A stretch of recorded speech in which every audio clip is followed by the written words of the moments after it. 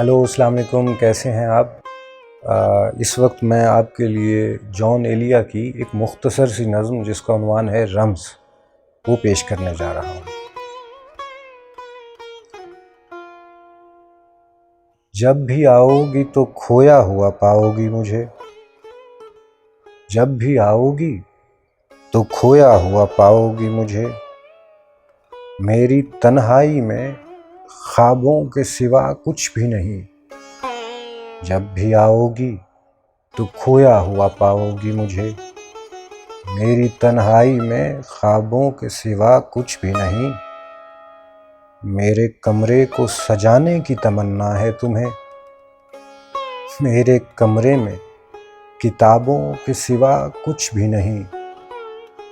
इन किताबों ने बड़ा जुल्म किया है मुझ पर, इनमें एक रम्ज़ है, उस रम्ज़ का मारा हुआ एक ज़हन मुजदे इशरत अंजाम नहीं पा सकता।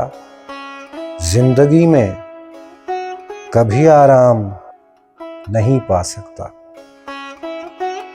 अगर आपको ये नज़्म पसंद आई है तो किस्सा गर्द यूट्यूब पे मेरा चैनल जो है इसको सब्सक्राइब कीजिए और बेल का बटन दबाइए ताकि हम एक दूसरे के साथ जुड़े रहें।